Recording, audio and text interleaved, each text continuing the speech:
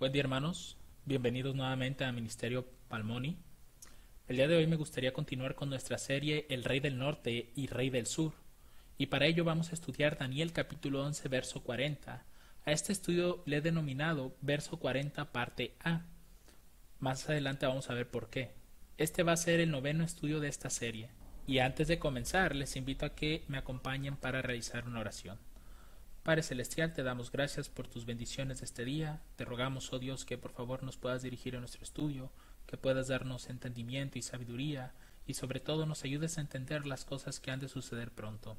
Te rogamos, Padre, que a mí me puedas otorgar facilidad de palabra para poder explicar estos temas, y sobre todo sabiduría, Padre, al igual que te la pido para mis hermanos que están escuchando estas cosas. Nos ponemos en tus manos, pedimos que tus ángeles estén con nosotros, Señor, acompañándonos en nuestro estudio. Te lo pedimos todo esto en el nombre de nuestro Señor Jesucristo. Amén. Como lo hemos hecho en estudios pasados, vamos a hacer un breve resumen de lo que estuvimos viendo en el estudio anterior para poder continuar con este noveno estudio.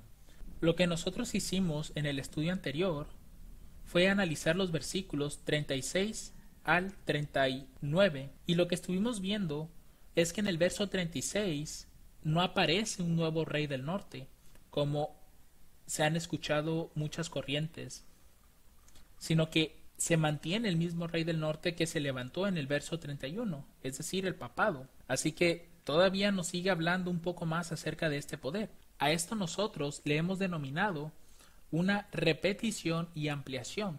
Y lo que el Señor hace generalmente es darnos una parte de la historia, pero nuevamente vuelve a repetir esa historia, pero ampliando la información de esta. Y tenemos muchos ejemplos, sobre todo en el libro de Daniel.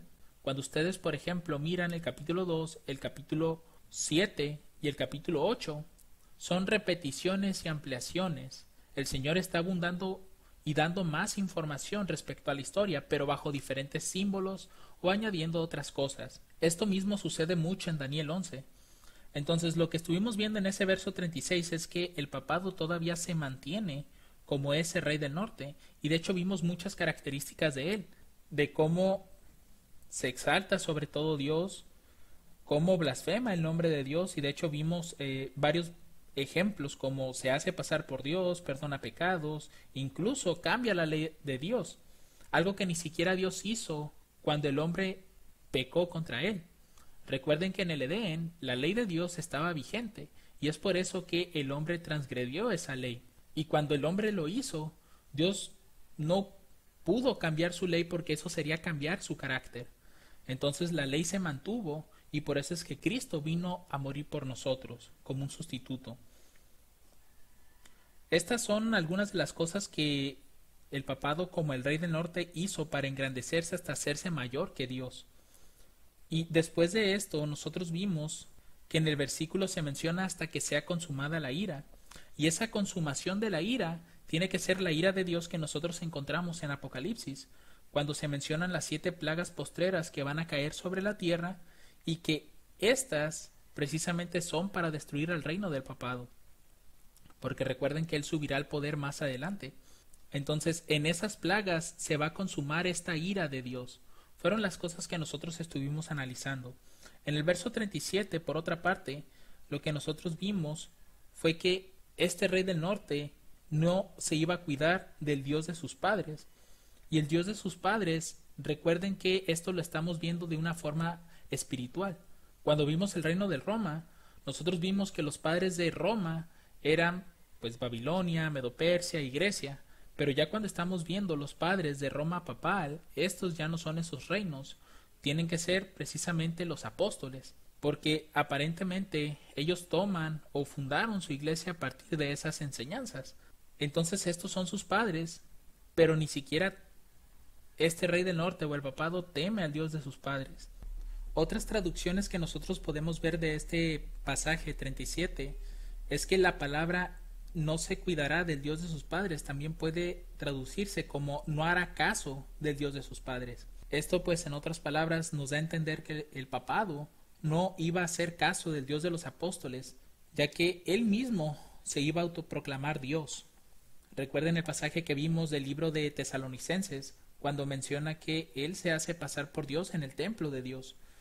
También lo que nosotros encontramos dentro de esta historia fue que el papado utiliza una tiara que es conocida como la tiara papal, que ésta representa el poder y la soberanía que quiere tener. Y de hecho vimos diferentes significados que se le ha dado. Entre ellos, las que podríamos resaltar más es la que se entiende como pastor universal, que es la primera corona, juez eclesiástico universal y gobernante temporal. Eso es uno de los muchos significados que estuvimos viendo en el estudio pasado. De ahí pasamos al verso 38, donde se nos introduce a un Dios conocido como el Dios de las fortalezas, y nosotros dentro de esa historia lo que encontramos fue que este Dios de las fortalezas en realidad era una diosa que se llamaba Mausín, y que el rey del norte introduce para poder hacerse de grandes riquezas, y esta diosa de las fortalezas es conocida en otras culturas como Diana de los Efesios o también como Artemisa, e incluso esta diosa se remonta todavía siglos más al pasado, llegando a la historia de la Torre de Babel con Semiramis, que fue la esposa de Nimrod, uno de los descendientes de Noé. Entonces, a partir de ahí aparece esta diosa, y conforme fueron avanzando los siglos, esta diosa fue cambiando de nombres. Y sobre todo, dependiendo de la cultura, pues también tuvo un nombre diferente. Hasta que llegó a nuestros días, y hoy en día se le conoce como la Virgen María. Ese es el nombre que se le ha dado a Semiramis, la diosa de las fortalezas. Fue este el dios de la fortaleza que introdujo el papado.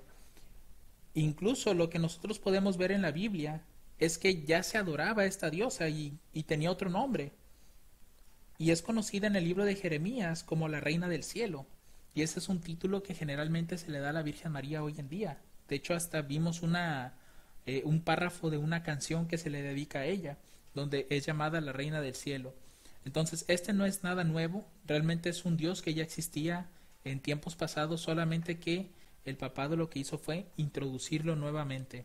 Y de ahí pasamos al verso 39, que aquí pues termina diciendo que a través de este ídolo, es decir, la diosa de las fortalezas, el rey del norte sería de las fortalezas más inexpugnables, dando a entender que gracias al uso de esta diosa Mausín, fue que pudo obtener el favor de muchas regiones sin hacer guerra ni violencia. Y así es como termina el resumen de nuestro estudio pasado.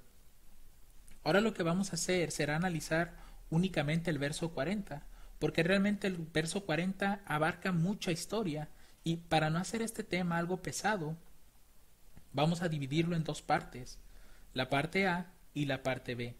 Y esta es la parte A que nosotros vamos a estudiar, y vamos a ver por qué le vamos a llamar de esa manera, parte A y parte B. Si nosotros leemos el verso 40, este dice lo siguiente: pero al cabo del tiempo, el rey del sur se enfrentará con él. Noten, aquí el rey del sur se enfrentará contra el rey del norte. ¿Pero cuándo? Al cabo del tiempo. Y después dice, y el rey del norte, es decir, una vez que el rey del sur ya atacó al rey del norte, ahora toca el turno para el rey del norte. Se va a levantar contra él como una tempestad, con carros y gente de a caballo y muchos navíos, y entrará por las tierras e inundará y pasará. Lo primero que debemos hacer nosotros es identificar cuándo ocurre esto, y el pasaje nos dice que es al cabo del tiempo. ¿Pero cuándo es eso? Si nosotros consultamos otra versión, que es la versión La Biblia, lenguaje actual, esta Biblia nos dice qué significa al cabo del tiempo. Dice, y al tiempo del fin, el rey del sur se enfrentará con él, y el rey del norte lo atacará con carros, jinetes y con numerosas naves. Entrará en sus tierras, las invadirá y pasará. Y quiero que pongan mucha atención en esto, porque el verso 40 nos está diciendo en qué momento ocurre esta batalla. Y dice que es en el tiempo del fin. Cuando llegue el tiempo del fin, el rey del sur se enfrentará con el rey del norte, y el rey del norte lo atacará con carros. Esta segunda parte no debe de entenderse que va a suceder en el mismo tiempo del fin, o más bien no va a suceder al mismo tiempo, sino que en el tiempo del fin primero va a atacar el sur, y en otro tiempo del fin va a atacar el norte. La clave de todo esto es entender el comienzo del tiempo del fin, Y precisamente esta es la razón por la cual este versículo lo vamos a dividir en Daniel 11 parte A, el verso 40 parte A, pero al cabo del tiempo, es decir, en el tiempo del fin, el rey del sur se enfrentará con el rey del norte, y la parte B sería cuando el rey del norte, que también esto tiene que ocurrir en un tiempo del fin, porque estos ataques no nos está hablando de la misma guerra en sí, son dos guerras distintas, porque recuerden que en la profecía en Daniel 11, cuando uno ataca, uno gana o pierde, dependiendo de la historia en que estemos viendo dentro de Daniel 11, pero primero uno ataca y después de un tiempo el otro contraataca o toma venganza, no sé cómo lo podríamos llamar en este punto, pero no está describiendo, digamos, el mismo día del enfrentamiento. Es decir, que esto no está ocurriendo en el tiempo del fin cuando el rey del sur está atacando, sino que son dos tiempos del fin distintos. Uno cuando el rey del sur va a atacar y otro cuando el rey del norte va a atacar. Así que nuestro estudio se va a centrar únicamente en la primera parte del verso 40, cuando en el tiempo del fin el rey del sur se enfrentará con él. Y lo primero que debemos de entender es ¿cuándo es el tiempo del fin? ¿O qué es el tiempo del fin? La primera referencia que nosotros tenemos en cuanto al tiempo del fin o a la expresión tiempo del fin la vamos a encontrar en el libro de Daniel en el capítulo 8 verso 17. Aquí se nos dice lo siguiente: vino luego cerca de donde yo estaba y con su venida me asombré y caí sobre mi rostro. Vino luego cerca de donde yo estaba y con su venida me asombré y caí sobre mi rostro. Pero él me dijo: entiende, hijo de hombre, porque la visión será para el tiempo del fin. Lo que nosotros podemos entender del capítulo 8 es que un tiempo del fin se refiere al fin de un periodo profético que fue dado previamente. Eso es un tiempo del fin. Y nosotros sabemos que Daniel 8 tiene su propio periodo profético. De hecho, son las 2300 tardes y mañanas que son mencionados en el verso 14. Entonces dice que la visión será para el tiempo del fin. Es el fin de un periodo profético, un tiempo del fin. Y a pesar de que en la Biblia, a lo largo de la Biblia, se mencione mucho tiempo del fin, tiempo del fin, tiempo del fin, debemos de saber con qué está conectado ese tiempo del fin. Si nosotros, por ejemplo, vamos a Daniel 11, verso 25, notemos lo que dice este pasaje. Dice: estando la provincia en paz y en abundancia, entrará y hará lo que no hicieron sus padres, ni los padres de sus padres. Presa y despojos y riquezas repartirá a sus soldados, y contra las fortalezas formará sus designios, y esto por un tiempo. Esa expresión "y esto por un tiempo" también es un tiempo del fin. Y está mostrando el tiempo del fin que iba a tener el rey del norte, en este caso representado por Roma imperial, cuando terminaran los 360 años que le tocaron. Porque recuerden que también la expresión "por un tiempo" se refiere a 360 años, porque un tiempo en la Biblia representa un año y un año tiene 360 días proféticos. Entonces, estos tienen que ser convertidos a años literales. Al ser 360 días proféticos, se convierten automáticamente en 360 años. Entonces a ese tiempo se refiere ese pasaje. Y en Daniel 11:35 nosotros también encontramos esa descripción. Y algunos de los sabios caerán para ser purificados y limpiados y emblanquecidos hasta el tiempo determinado, porque aún para esto hay plazo. En este caso, como estamos en el verso 35, sabemos que ya no se refiere a Roma imperial, sino que ahora nos encontramos con Roma papal. Y este poder, al igual que Roma imperial, cuentan con un tiempo determinado para hacer sus obras. ¿Y de cuánto es ese tiempo? Porque aquí nada más nos dice que aún para eso hay plazo. Es decir, para que el rey del norte, que está siendo representado en este pasaje por el papado, lo que debemos hacer es buscar en las escrituras al papado no solamente como el rey del norte, sino también podemos encontrarlo como el cuerno pequeño o la bestia que sube del mar, ya que estos son otros simbolismos que tiene este poder. Así que cuando nosotros buscamos estos símbolos, vamos a ver que el cuerno pequeño y la bestia que sube del mar, que representan al rey del norte, tienen un tiempo señalado para obrar. Daniel 7:25 nos dice acerca del cuerno pequeño: y hablará palabras contra el Altísimo, y a los santos del Altísimo afligirá, y pensará en mudar los tiempos y la ley, y entregados serán en su mano hasta un tiempo y tiempos y el medio de un tiempo. Esto pues creo que ya muchos lo conocen, pero de igual forma lo voy a mencionar. Tiempo es un año, tiempos son 2 años, porque es una palabra que está en plural, y el mínimo de un plural son 2, y el medio de un tiempo pues sería la mitad de un año. Sabemos que en la Biblia el calendario que se utiliza es el calendario bíblico, y este calendario, sus días de cada mes son los mismos siempre. Es decir, que cada mes tiene 360 días. Entonces, al ser esto profecía, un tiempo pues serían 360, 2 tiempos serían 720 y medio tiempo sería 180 días, porque eso es la mitad de 360. Y al sumarlos nos dan 1260 días proféticos, que estos tienen que ser convertidos a años. Y esto nos daría 1260 años. Ahora, cuando vamos nosotros a Apocalipsis 13, verso 5, cuando se habla de la bestia que sube del mar, aquí se nos dice que esta bestia le fue dada boca que hablaba grandes cosas y blasfemias, y le fue dada potestad de actuar 42 meses. Lo interesante de esto y la forma en la que nosotros sabemos que se refiere al mismo poder es que estos 42 meses, recuerden que cada mes bíblico tiene 30 días. 42 por 30 te da 1260 días también, los cuales son 1260 años. Por eso decimos que el rey del norte está siendo representado en la Biblia con otros símbolos, como el cuerno pequeño y también como la bestia que sube del mar. Entonces, el periodo de tiempo en el que va a actuar el rey del norte, ese tiempo señalado o ese tiempo determinado, como vemos en este verso 35, es de 1260 años. Y nosotros sabemos por la historia que el papado se levantó en el año 538 después de Cristo. Quiere decir que ese tiempo señalado o ese plazo llegó a 1798, que fue cuando el papado recibe su herida de muerte.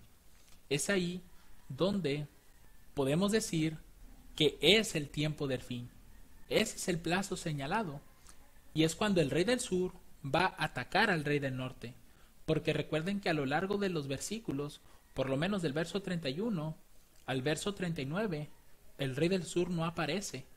Solamente se menciona al rey del norte y todas las cosas que hace una y otra vez y cómo está prosperando. Pero recuerden que la prosperidad solamente dura un cierto tiempo, y ese tiempo fue de 1260 años. Por eso es que dentro de todos esos versículos no se menciona un ataque del rey del sur en contra del rey del norte, hasta que llegamos al verso 40. Entonces podríamos considerar que el tiempo del fin, que es cuando el rey del sur va a atacar al rey del norte, tiene que ser 1798, y es precisamente la herida de muerte que el papado recibe en ese año.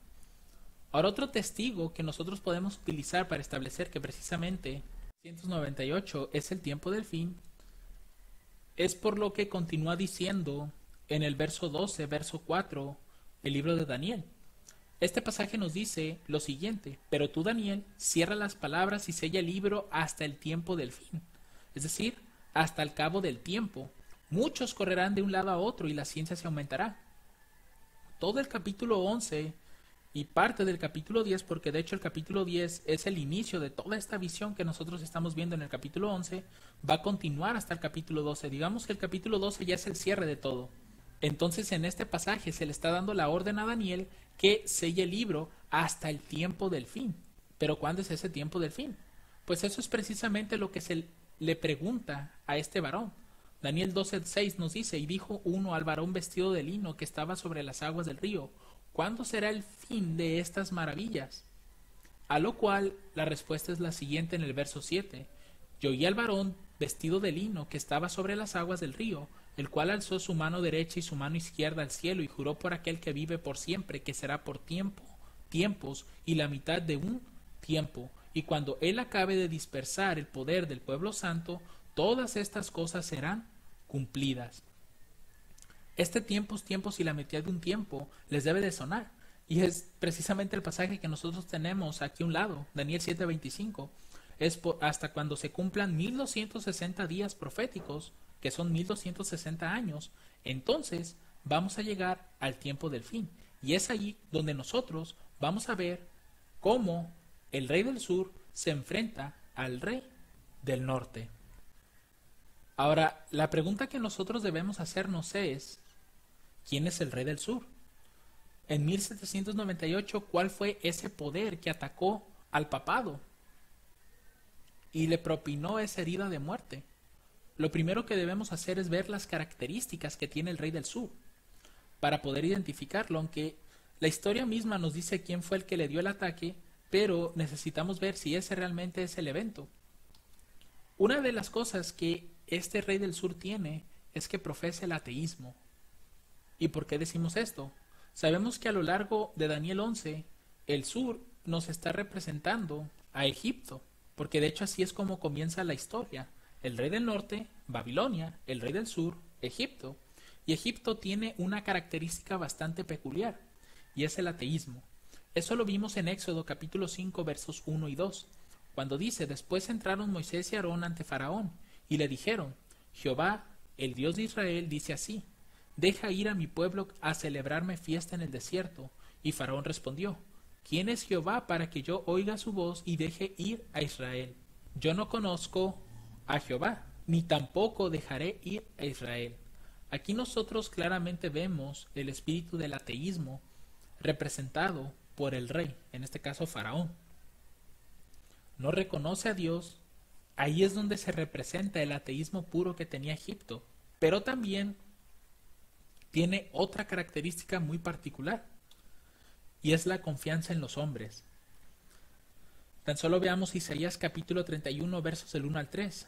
Dice: ay de los que descienden a Egipto por ayuda y confían en caballos y ponen su esperanza en carros, porque son muchos, y en caballeros, porque son valientes, y no miraron al Santo de Israel, ni buscaron a Jehová. Mas él también es sabio, y traerá el mal, y no retirará sus palabras. Se levantará, pues, contra la casa de los malignos, y contra el auxilio de los obradores de iniquidad. Y los egipcios hombres son, y no Dios, y sus caballos carne, y no espíritu. De manera que al extender Jehová su mano, caerá el ayudador, y caerá el ayudado, y todos ellos desfallecerán a una. Lo que nosotros vemos aquí con claridad son dos cualidades que están muy arraigadas en Egipto, o en este caso en el rey del sur. Es el ateísmo y es su confianza en el hombre, en el ser humano. Ahora aquí la pregunta que debemos hacernos es: ¿quién es este poder? ¿Quién fue este reino o rey que atacó al rey del norte? Aquí es donde nosotros vamos a ver ese ataque. Recuerden lo que vimos en Apocalipsis 13:3. Y vi una de sus cabezas como herida de muerte, y su herida de muerte fue sanada, y se maravilló toda la tierra en pos de la bestia. Recuerden que el papado recibió su herida de muerte en 1798. Y esto fue precisamente a los 42 meses proféticos de que se levanta, que fue en el año 538. Creo que todos conocemos esa parte, ¿no?, de la historia. Y lo que debemos de saber es que precisamente el reino que en 1798 atacó al papado fue Francia. Fue este reino que atacó al papado en 1798. Y aquí también podríamos preguntarnos: ¿es realmente este reino el que está cumpliendo la profecía? Yo les había comentado hace un momento que el rey del sur tiene el espíritu de Egipto. La palabra sur que aparece en Daniel 11 es la H5045 y nos dice que es Negev, de una raíz no utilizada que significa estar en reseca. El sur por su sequía, específicamente el Negev o distrito meridional de Judá y ocasionalmente Egipto, como al sur de Palestina.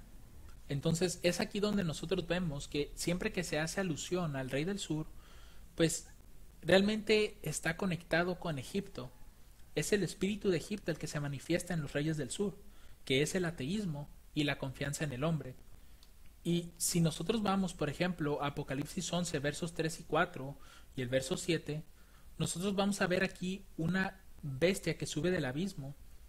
Y dice lo siguiente este pasaje: y daré potestad a mis dos testigos, y ellos profetizarán por 1260 días, vestidos de cilicio. Estos son los dos olivos y los dos candeleros que están en pie delante del Dios de la tierra. Y cuando ellos hubieren acabado su testimonio, la bestia que sube del abismo hará guerra contra ellos y los vencerá y los matará. Esta bestia que sube del abismo va a hacer guerra contra estos dos testigos. Y estos dos testigos dentro de ese tiempo eran el Antiguo y el Nuevo Testamento. Es decir, que hubo un reino que se encargó de hacerle guerra a la palabra de Dios, tratarla de destruir. Y de hecho, como dice este pasaje, lo logra. Los vence y los mata. Y lo más interesante de esto es que este poder que está subiendo del abismo tiene un espíritu que está relacionado a Daniel 11. Y eso nos lo dice el verso 8. Dice: y sus cadáveres yacerán en la plaza de la gran ciudad, que espiritualmente es llamada Sodoma y Egipto, donde también nuestro Señor fue crucificado. Y aquí es donde nosotros podemos ver esa conexión, que esta bestia que sube del abismo y que hace la guerra contra la palabra de Dios, que en sentido espiritual es Egipto, es Francia, mis hermanos. Yo creo que muchos ya hasta conocen la interpretación de Apocalipsis 11 o el cumplimiento de esa visión, que se cumple durante la Revolución Francesa. La Revolución Francesa ocurrió de 1789 a 1799 y ha sido tradicionalmente considerada como el indicador del final de una época histórica y el punto de arranque de una nueva etapa, que es llamada la Edad Contemporánea. Por ese motivo puede aceptarse que, aunque cronológicamente el siglo XIX comenzó en 1801, históricamente inició en 1789. Entonces, de acuerdo a la historia, la Revolución Francesa trajo un pensamiento ateo a Francia, puesto que en noviembre de 1793 se emitió un decreto para abolir o cesar todos los servicios religiosos. Y aquí la fuente. Esta fuente es de un periódico francés y se publicó el 14 de noviembre de 1973. Eso fue lo que encontré. Y dice aquí que Francia dijo que la razón ha ganado una importante victoria sobre el fanatismo. Una religión de errores y derramamiento de sangre ha sido derrocada. Durante 18 siglos ha saqueado la tierra en nombre del cielo. Las cruzadas, los valdenses, los albigenses, las vísperas sicilianas, la masacre de San Bartolomé, y recuerden que esa fue una de las historias que vimos en estudios pasados. Estas son sus obras, estos son sus trofeos, que desaparezcan de la faz de la tierra. Así que lo siguiente que hicieron el mismo año, es decir, en 1973, fue destruir la Biblia y comenzar a perseguir a los cristianos de aquella época. Forma parte del mismo periódico. Ayer, día de la década, se erradicaron los últimos vestigios de superstición. Una gran fogata encendida en la plaza de la ciudad estaba engalanada con retratos y cuadros sagrados. El pueblo arrojó a las llamas más de 5 o 6 mil tomos de obras piadosas, entonando cantos republicanos y proclamando consignas de solidaridad universal. Los libros fueron recuperados de todos lados. Hasta los judíos de la ciudad trajeron sus atesorados manuscritos y renunciaron a sus esperanzas en el ridículo Mesías. La cantidad de libros quemados era tan grande que el fuego continuó durante toda la noche hasta las 10 de esta mañana. Entonces lo que estuvieron haciendo ellos fue comenzar a exaltar la razón humana y a olvidarse de Dios. Comenzaron prácticamente una revolución atea dentro de Francia durante esos días de la Revolución Francesa. Pero eso no fue todo. Otra fuente también nos dice lo siguiente. Este es de Blackwoods Magazine del noviembre de 1870. Francia ha sido la única nación del mundo acerca de la cual consta en forma auténtica que fue una nación erguida en rebelión contra el autor del universo. Muchos blasfemos, muchos infieles hay y seguirá habiéndolos en Inglaterra, Alemania, España y en otras partes. Pero Francia es la única nación en la historia del mundo que por decreto de su asamblea legislativa declaró que no hay Dios, cosa que regocijó a todos los habitantes de la capital y entre una gran mayoría de otros pueblos cantaron y bailaron hombres y mujeres al aceptar el manifiesto. Y es aquí donde pues ellos forman a la diosa de la razón, porque precisamente lo que quisieron era exaltar los conocimientos y la sabiduría humana.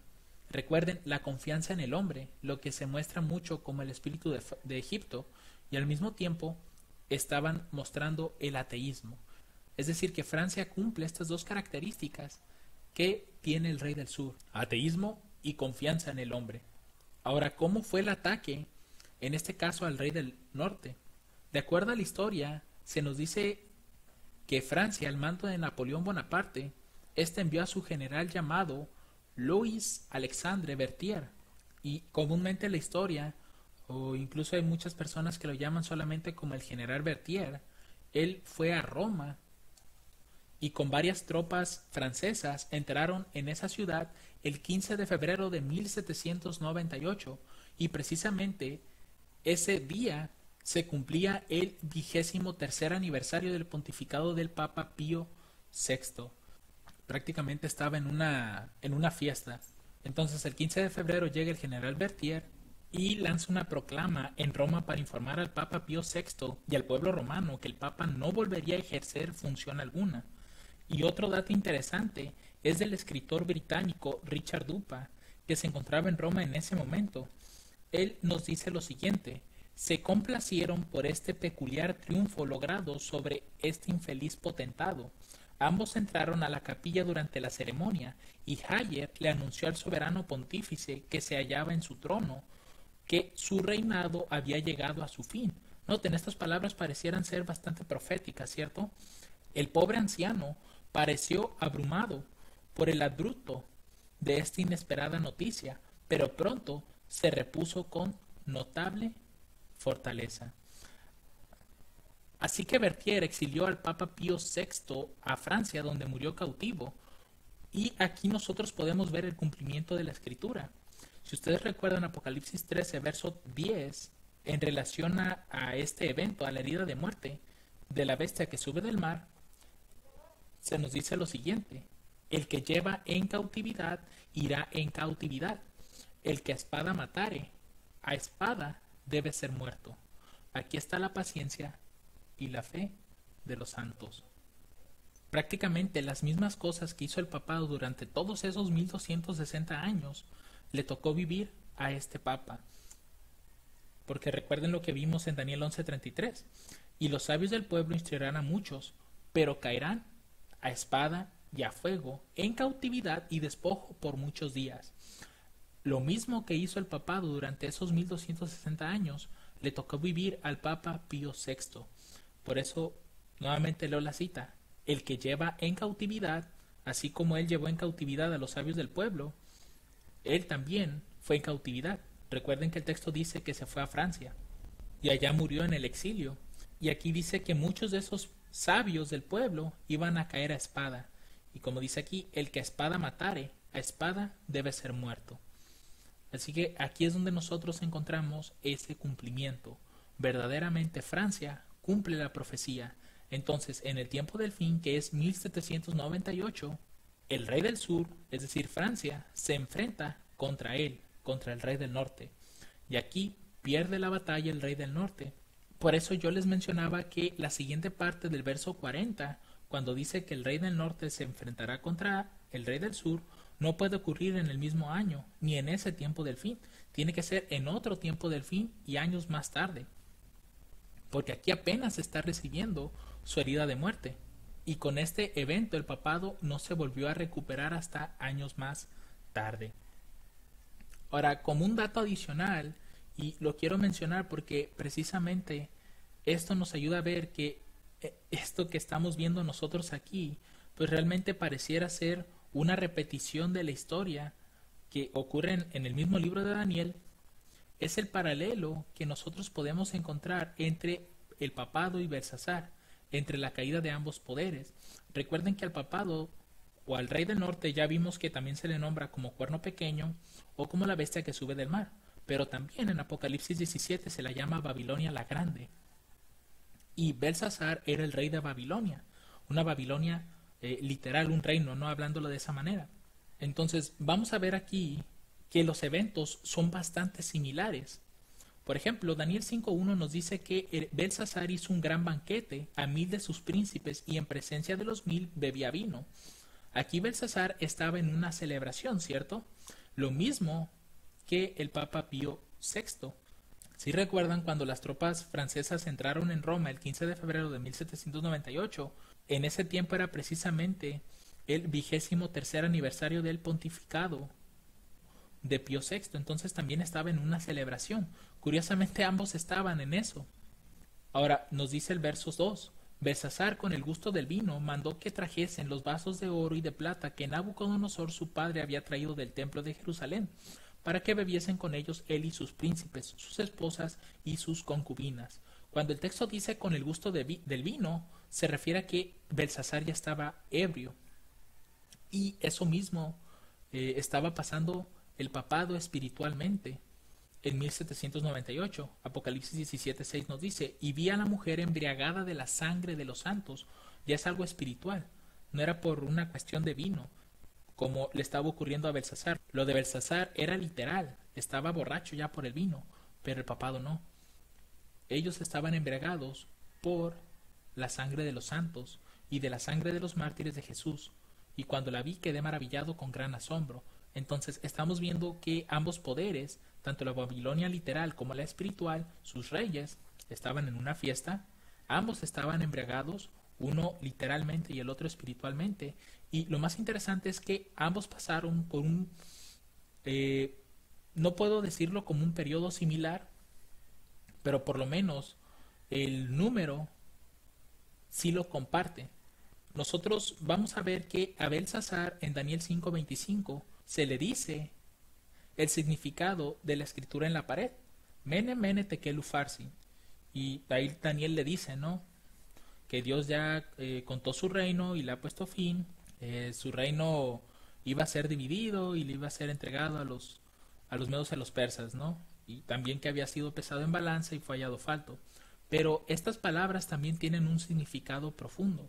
Y es que el mene representa 50 ciclos, porque mene es una palabra que también puede ser traducido como mina, y la mina equivale a 50 ciclos. El tekel es shekel, y shekel es ciclo, entonces representa un ciclo. Y upharsin es la mitad de una mina, o de un mene. Y si un mene son 50 ciclos, la mitad serían 25 ciclos. Entonces al tener mene, mene, tekel, upharsin, nosotros tenemos 50, 50, 1 y 25 ciclos. Y al ser sumados tenemos 126 ciclos en total. Esta fue la escritura que apareció en la pared. Y fue precisamente para decirle a Belsasar que esa misma noche iba a morir en manos de los medos y los persas. Ahora, ese mismo número nosotros lo encontramos en Apocalipsis 13:5, también cuando vimos en Daniel 7, cuando hace referencia al periodo de tiempo en el que el papado iba a gobernar. Y le fue dada boca que hablaba grandes cosas y blasfemias, y le fue dada potestad de actuar 42 meses. Un mes bíblico tiene 30 días, y como son 42 meses, 42 por 30 nos da 1260 días.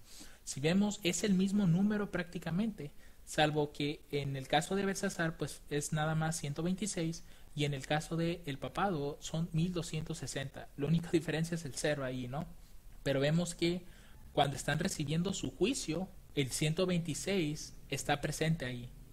Y finalmente, pues la herida de muerte. Daniel 5, versos 30 y 31. La misma noche fue muerto Belsasar, rey de los caldeos, o rey de los babilonios, y Darío de Media tomó el reino, siendo de 62 años. En el caso de Apocalipsis 13:3, menciona, y vi una de sus cabezas como herida de muerte, y su herida de muerte fue sanada. Y se maravilló toda la tierra en pos de la bestia. Una característica que también nosotros podemos ver aquí es que Darío de Media se había aliado a los persas y de hecho la profecía en Daniel 8 representa a este poder como un carnero de 2 cuernos. Y lo interesante es que Francia, que es la bestia que sube del abismo, también tiene 2 cuernos, es una bestia de 2 cuernos, que en sentido espiritual ya vimos que representa a Sodoma y a Egipto. Entonces podemos ver esta comparación, que tanto Babilonia literal como la Babilonia espiritual, ambos fueron atacados por bestias de 2 cuernos. Así que nosotros podemos ver cómo también esta historia se repite en el tiempo del fin, en 1798. Concluimos con esta línea histórica y profética acerca de Francia sobre las cosas que vimos dentro del verso 40. Desde luego que hay demasiada historia que nosotros podemos profundizar, pero trato de que estos temas sean lo más cortos y entendibles posible, y pues de cierta manera esto debería provocar en nosotros el querer investigar más, ¿no? Profundizar más sobre estas cosas. En 1789, recuerden, es cuando da inicio a la Revolución Francesa. Para 1793, el 10 de noviembre, crean el templo de la diosa de la razón. Nosotros ya habíamos visto por qué razón se hizo esto, que era precisamente para exaltar el intelecto humano o tener la confianza más en el hombre y negar la existencia del Dios verdadero, porque eso es el espíritu de el rey del sur, o también llamarlo el espíritu de Egipto. Después, en 1797, en el mes de mayo, Camille Jordan, escritor y político, habla en favor de la fe en Dios, siendo uno de los primeros legisladores de la Restauración en Francia. Recuerden que dentro de la legislación francesa habían negado la existencia de Dios, pero poco a poco empezaron a levantarse voces para empezar nuevamente a reconocer a Dios. Después, en 1798, nosotros tenemos el cumplimiento de la parte A de Daniel 11, verso 40. Y también vemos la herida de muerte que se menciona en Apocalipsis 13:3. Eso es llamado el tiempo del fin, y es al que se refiere el verso 40 precisamente, pero también es a lo que se refiere Daniel 12, verso 4. Es a partir de aquí donde vemos que muchos correrían de aquí para allá y la ciencia en las profecías se incrementaría. Y para 1799 termina la Revolución Francesa con el golpe de Estado de Napoleón Bonaparte. Aquí es donde terminamos ya nuestro estudio, hermanos. Si alguno de ustedes tiene alguna pregunta o alguna duda sobre lo que estuvimos viendo, les invito a que puedan dejarnos sus comentarios dentro del video, o bien puedan escribirnos ya sea a nuestro correo o en nuestras redes sociales, que toda esta información estará dentro de la descripción del video. Que el Señor les bendiga abundantemente. Amén.